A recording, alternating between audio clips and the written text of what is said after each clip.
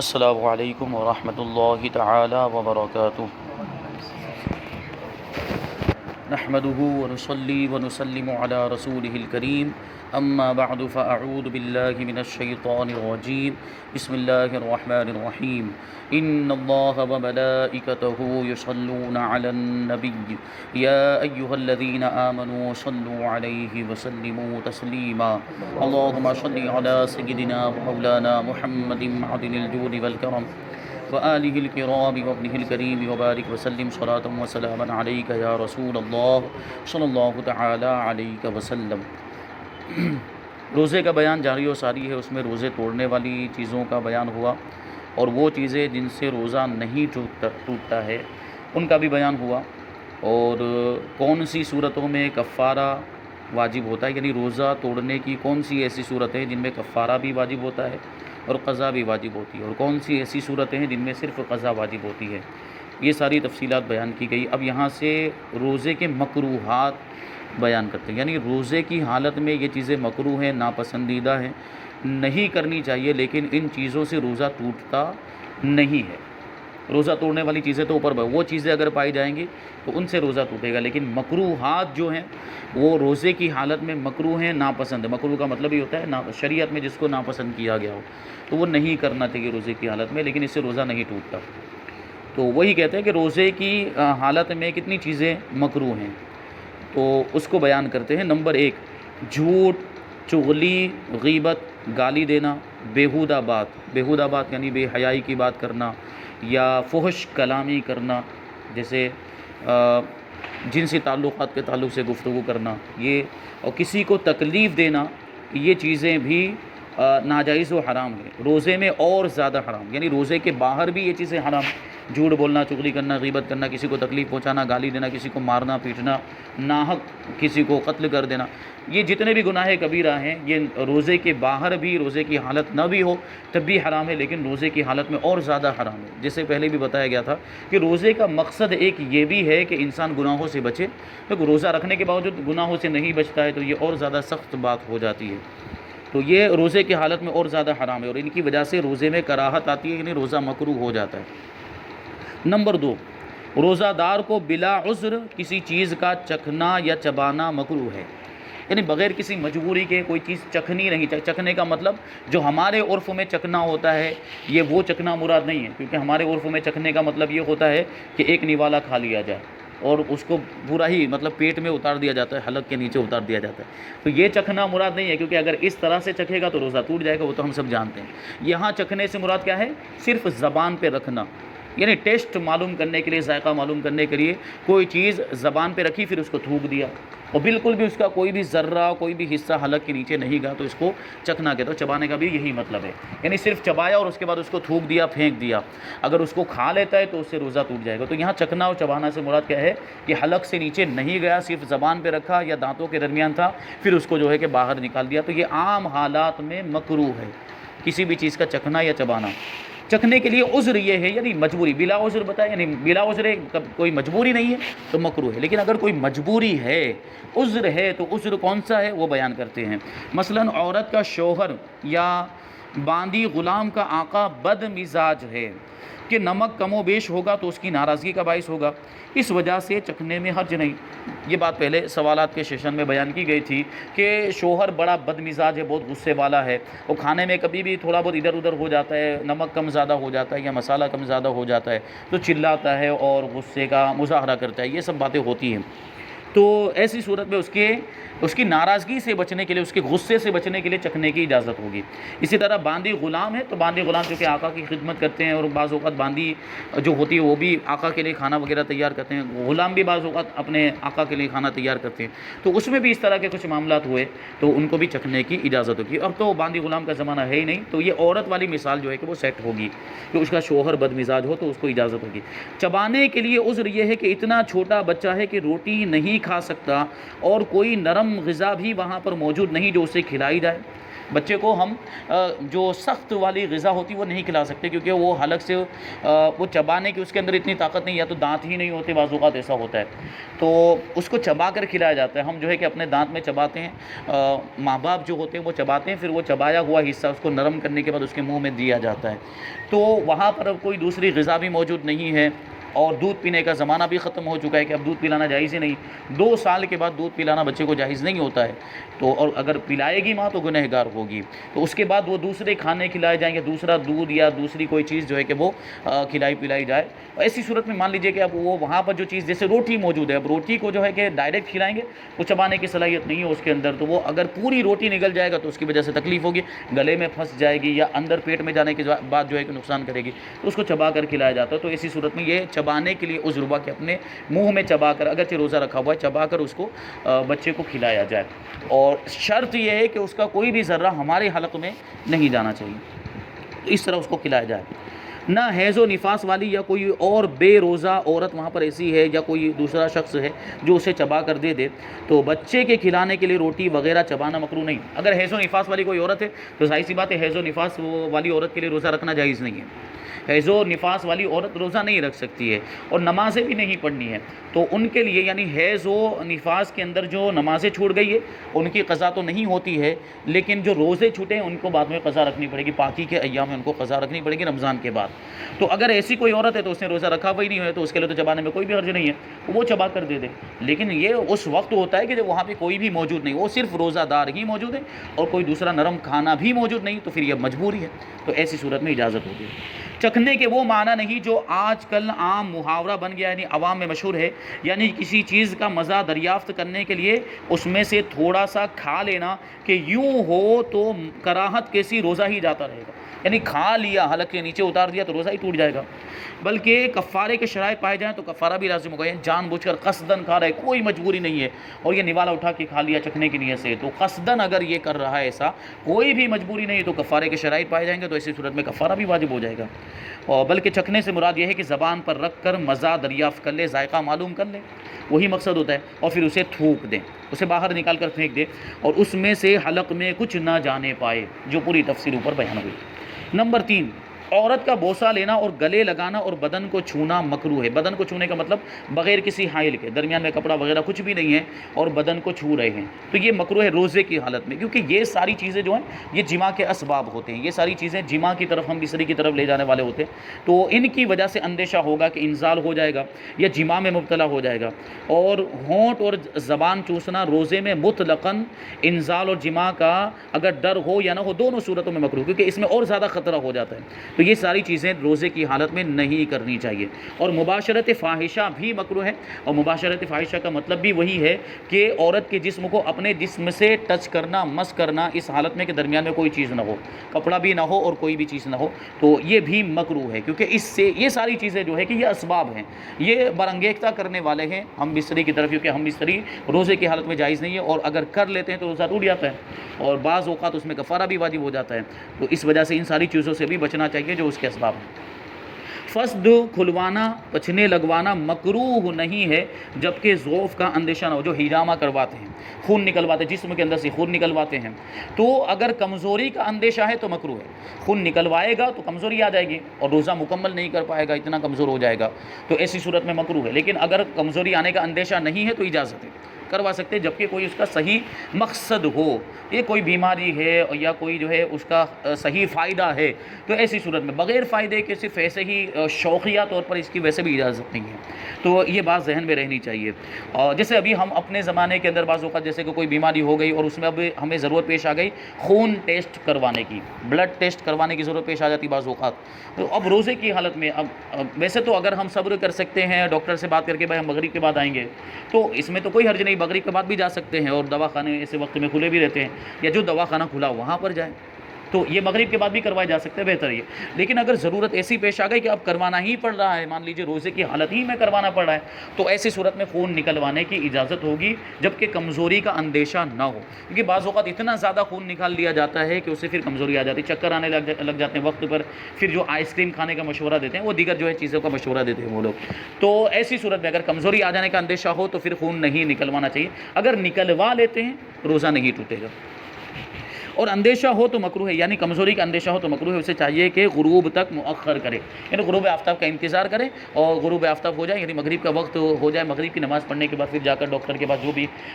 یہ ٹیسٹ وغیرہ کروانا ہے، خون نکلوانا ہے، وہ کروا لے۔ نمبر 5، روزہ دار کے لیے کلی کرنے اور ناک میں پانی چڑھانے میں مبالغہ کرنا مکروہ ہے۔ کلی میں مبالغہ کرنے کے یہ معنی ہے کہ منہ بھر پانی لے۔ مبالغہ کرنے کا مطلب جیسے غرغرہ کرنے لگ گیا اور اس کی وجہ سے بہت زیادہ منہ میں پانی بھر لیا۔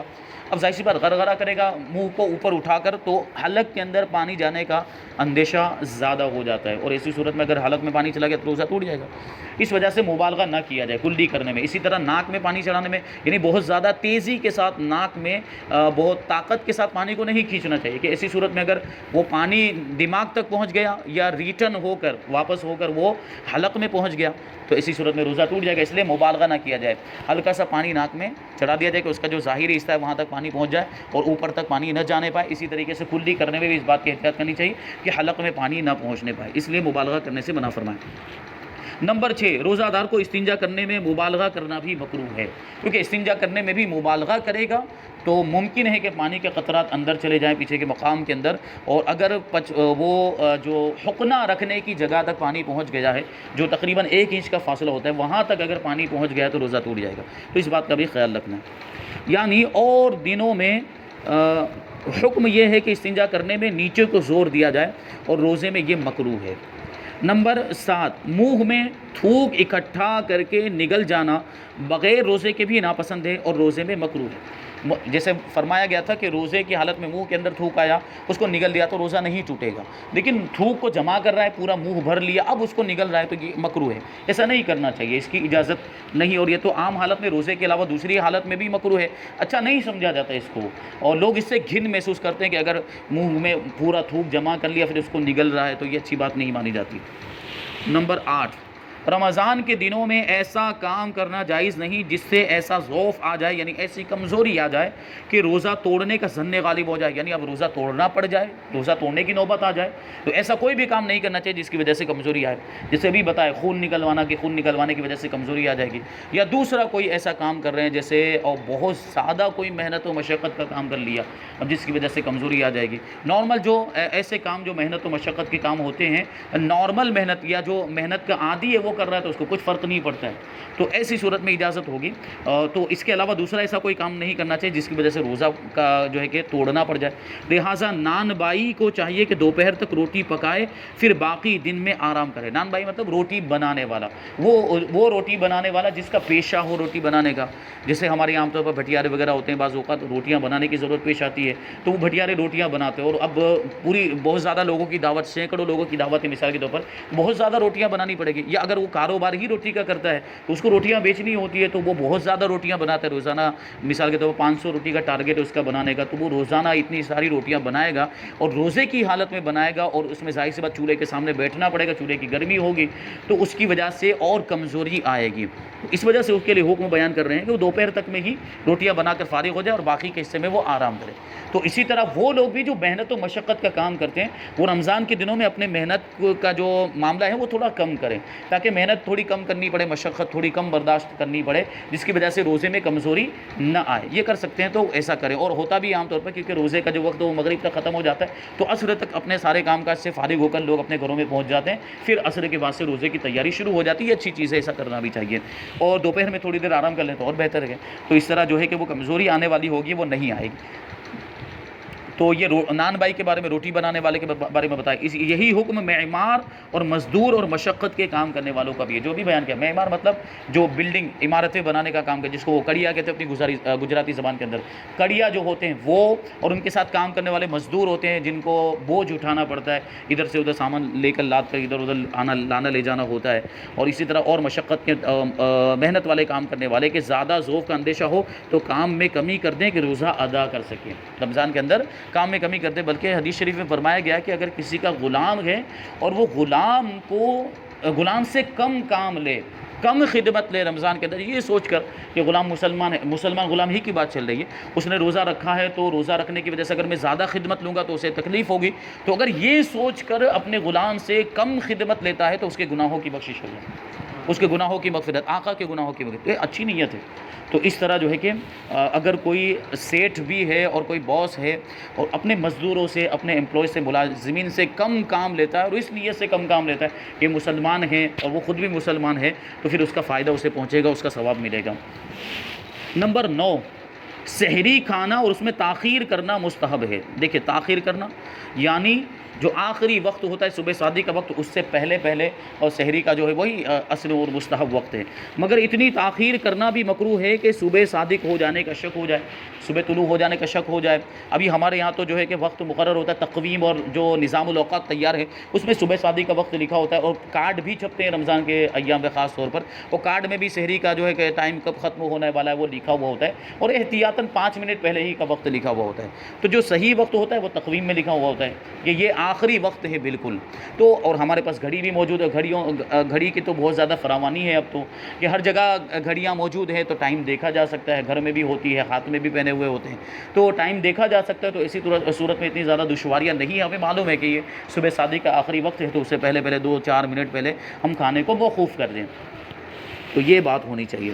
نمبر 10، افطار میں جلدی کرنا مستحب ہے، مگر افطار اس وقت کرے، یعنی روزہ اس وقت کھولے کہ غروب کا غالب گمان ہو جائے، یعنی ہمیں غالب گمان ہو گیا کہ اب سورج ڈوب چکا ہے، اس کے بعد ہی افطار کریں۔ تو یہ تو جو ہے کہ سورج دیکھ کر جب لوگ جو ہے کہ افطار کیا کرتے تھے اس وقت کے معاملات، اب تو ہم ٹائم دیکھ کر کرتے ہیں، اور ٹائم ہمارے پاس لکھا ہوا ہوتا بھی ہے، کارڈ وغیرہ کے اندر، تقویم کے اندر لکھا ہوا ہوتا ہے، تو وہاں سے ہم معلوم کر سکتے ہیں کہ سورج غروب ہو چکا ہے، اس کے بعد روزہ کھولنا جائز ہے۔ جب تک گمان غالب نہ ہو افطار نہ کرے، اگرچہ مؤذن نے اذان کہہ دی ہے، اور ابر کے دن یعنی بادل والے دنوں میں، جیسے ابھی بارش کا موسم چل رہا ہے تو بادل والے دن ہوتے ہیں، ان میں افطار کرنے میں جلدی نہیں کرنی چاہیے، کیونکہ اب بادل ہے، ظاہر سی بات سورج نظر نہیں آ رہا ہے، غروب ہوا ہے کہ نہیں ہوا اس میں شک ہو جاتا ہے۔ مان لیجئے کہ ہم نے پہلے جلدی میں ہی افطار کر لیا اور سورج ابھی غروب نہیں ہوا ہے تو روزہ ٹوٹ جائے گا۔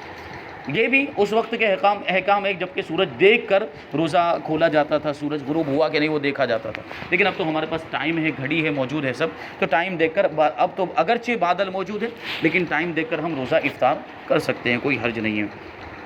سوال، کیا روزے کی حالت میں گلاب یا مشک وغیرہ سونگھنا، داڑھی مونچھ میں تیل لگانا اور سرما لگانا مکروہ ہے؟ جواب، گلاب یا مشک وغیرہ سونگھنا، داڑھی مونچھ میں تیل لگانا اور سرما لگانا مکروہ نہیں ہے۔ بعض اوقات یہ خاص طور پر خواتین کے اندر یہ چیز مشہور ہے کہ عطر نہیں لگانا چاہیے، روزے کی حالت میں عطر لگانا مکروہ، وہ جو ہے کہ اس کو یہ سمجھتے ہیں کہ روزہ ٹوٹ جائے گا یا روزے میں یہ مکروہ ہے، اس طرح کی بات جو ہے کہ لوگوں میں مشہور ہے، خاص طور پر ہماری ماؤں بہنوں کے درمیان، تو عطر لگانا مکروہ نہیں ہے، روزے کی حالت میں بھی عطر لگایا جا سکتا ہے۔ اسی طرح سر میں تیل بھی لگا سکتے ہیں، بعض لوگ اس کو بھی کہتے ہیں کہ سر میں تیل نہیں لگانا چاہیے، لیکن لگا سکتے ہیں، داڑھی میں بھی تیل لگا سکتے ہیں، مونچھ میں بھی تیل بلکہ سرما بھی لگا سکتے ہیں، سرما لگانا روزے کی حالت میں بھی سنت ہے۔ مگر جب کہ زینت کے لیے سرما لگایا یا اس لیے تیل لگایا کہ داڑھی بڑھ جائے، حالانکہ ایک مشت داڑھی پہلے سے موجود ہو، تو یہ دونوں باتیں بغیر روزے کے بھی مکروہ ہے اور روزے میں بدرجہ اولا مکروہ ہے۔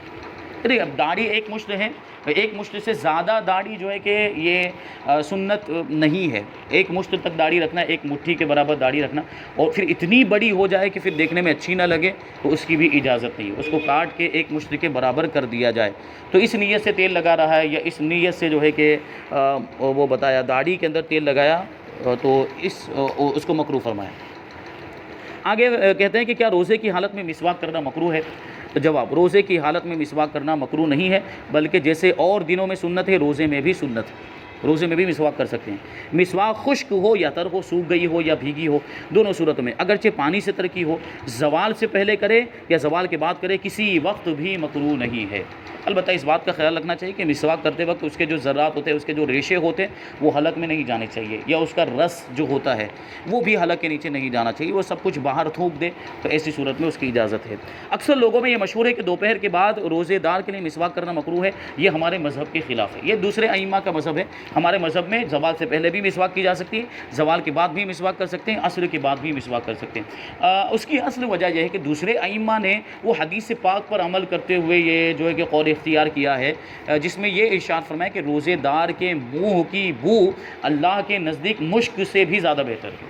روزے دار کے منہ کی بو، اور یہ جو بو ہوتی ہے وہ عام طور پر زوال کے بعد پیدا ہوتی ہے، یعنی آدمی جب زیادہ دیر تک بھوکا رہتا ہے تو کھانا پینا موقوف ہونے کی وجہ سے اس کے منہ سے ایک بو آتی ہے، اسی بو کے بارے میں ارشاد فرمائے گا، اور یہ بو جو ہے کہ زوال کے بعد ہی عام طور پر پیدا ہوتی ہے، اس وجہ سے زوال کے بعد انہوں نے مسواک کرنے سے منع کیا۔ دیگر ائمہ نے جیسے امام شافعی وغیرہ، کیونکہ اب مسواک کر لیں گے دوپہر کے بعد مثال کے طور پر یا عصر کے بعد تو وہ بو ختم ہو جائے گی، تو وہ فضیلت حاصل نہیں ہو پائے گی، وہ یہ کہنا چاہتے ہیں۔ حالانکہ وہ فضیلت اگر مسواک کر لیتے تو مسواک کرنے کے بعد بھی وہ فضیلت باقی رہے گی۔ بہرحال وہ روزے دار کی فضیلت بیان کرنا مقصود ہے کہ روزہ دار جب روزہ رکھتا ہے تو اللہ کی بارگاہ میں اس کا اتنا بڑا مقام و مرتبہ ہو جاتا ہے، اور مسواک کرنا بھی تو سنت ہی ہے، تو مسواک کرنے کا ایک الگ ثواب ہے، اس کی ایک الگ فضیلت ہے۔ تو روزے کی حالت میں بھی ہمارے مذہب کے مطابق مسواک کی جا سکتی ہے، زوال سے پہلے بھی کر سکتے ہیں اور زوال کے بعد بھی کی جا سکتی ہے مسواک۔ اب سوال یہ رہا کہ روزے کی حالت میں ٹوتھ پیسٹ اور برش جو کرتے ہیں منجن، اس کی اجازت نہیں،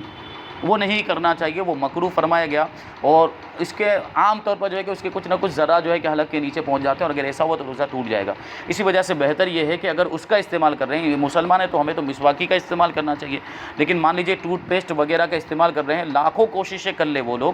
سائنٹسٹ لاکھوں ریسرچ کر لیں، لیکن مسواک جیسی کوئی چیز نہیں بنا سکتے۔ یہ ٹوتھ پیسٹ ہے یا برش ہے، وہ کوئی سا بھی کیمیکل اس میں شامل کر لیں، کوئی سی بھی دوائیں اس میں شامل کر لیں، وہ کبھی بھی مسواک کا مقابلہ نہیں کر سکتی، کیونکہ یہ اللہ کے رسول صلی اللہ علیہ وسلم کی سنت بھی ہے، اور ہر سنت کے اندر بے شمار فوائد دنیا کے بھی ہیں اور آخرت کے بھی ہیں۔ تو مسواک جو چیز ہے اور مسواک کے جو فوائد ہیں اور مسواک پر عمل کرنے میں جو فضیلتیں ہیں، وہ ٹوتھ پیسٹ اور برش کے اندر ہرگز نہیں، اور یہ ٹوتھ پیسٹ اور برش یہ مسواک کے قائم مقام بھی نہیں ہو سکتا۔ مسواک جہاں سنت ہے وہاں مسواک ہی سے وہ سنت ادا ہوگی۔ آپ یہ سوچیں کہ برش کر لیں تو وہ مسواک والی سنت ادا ہو جائے، وہ نہیں ہوگی، اور انگلی سے مانجنا بھی وہ مسواک کے قائم مقام نہیں ہو سکتا ہے۔ تو مسواک ہی کا استعمال کریں، اور جو مسواک جن کا ذکر احادیث کے اندر جیسے پیلو کا مسواک ہے، زیتون کا مسواک، وہ استعمال کریں تو انشاءاللہ اس کے فوائد بے شمار حاصل ہوں گے۔ پرانے زمانے کے لوگ مسواک کیا کرتے تو ان کے دانت ایسے مضبوط بھی ہوا کرتے۔ آج جو دانتوں کے اندر طرح طرح کی پرابلمز آتی ہیں اور بیماریاں ہو جاتی ہے اور دانت سڑ جاتے ہیں، دانتوں کو نکالنا پڑ جاتا ہے، بعض اوقات درد ہوتا ہے، یہ سب کیوں ہو رہا ہے؟ کیونکہ یہ ساری چیزیں، اور یہ اتنی نقصان دہ ہوتی ہے، اس میں جو جھاگ پیدا کرنے والا جو مٹیریل شامل کیا جاتا ہے وہ بہت زیادہ نقصان دہ ہوتا ہے، مسوڑوں کے لیے بھی بہت زیادہ نقصان دہ ہوتا ہے، دانتوں کے لیے بھی بہت زیادہ نقصان۔ یہ کہتے تو ہیں کہ اس میں یہ طاقت ہے، اس میں وہ طاقت ہے، اس میں نمک ملا ہوا ہے، اس میں وہ ملا ہوا ہے، وہ سب ان کے چونچلے ہیں، اور یہ لوگوں کو جو ہے کہ گمراہ کرنے کے طریقے ہیں، ورنہ اس میں کسی طرح کا کوئی فائدہ نہیں ہے۔ اور اگر کوئی فائدہ والی چیز ملا بھی نہیں اس میں، تو نقصان والی چیز بھی اس میں شامل ہے، تو وہ نقصان والی چیز تو اپنا کام کرے گی، نقصان تو پہنچائے گی۔ تو بہتر طریقہ یہی ہے کہ مسواک کا استعمال کیا جائے، اور یہ قدرتی چیز بھی ہے اور اس میں بے شمار فوائد بھی ہیں۔ اور اگر وہ کرنا بھی چاہتے ہیں، ٹوتھ پیسٹ اور برش کا استعمال کرنا بھی چاہتے ہیں، تو صبح صادق سے پہلے ہی وہ کر لیں، جیسے سحری سے فارغ ہوئے اور ابھی کچھ وقت باقی ہے، 10 منٹ کا 15 منٹ کا، تو اسی میں وہ برش وغیرہ جو بھی کرنا ہے وہ کر لیں، اور بہتر یہ ہے کہ مسواک کر لیں، تو پھر اس میں کوئی مسئلہ نہیں، اور مسواک تو روزے کی حالت میں بھی کی جا سکتی ہے۔ تو یہ روزے کے مکروہات تھے، اس کو بیان کیا۔ اب آگے روزہ نہ رکھنے کی اجازت کی صورتیں، یعنی وہ کون سی صورتیں ہیں جن میں روزہ نہ رکھنے کی اجازت، روزہ چھوڑنے کی اجازت ہے، یہ بھی بہت اہم باب ہے، بہت ضروری چیزیں ہیں، اس میں بیان کی جائیں گی۔ اللہ تبارک و تعالی ہم کو جو کچھ بھی بیان ہوا ہم سب کو اس پر عمل کرنے کی توفیق عطا فرمائے۔ وما علینا الا البلاغ۔ السلام علیکم۔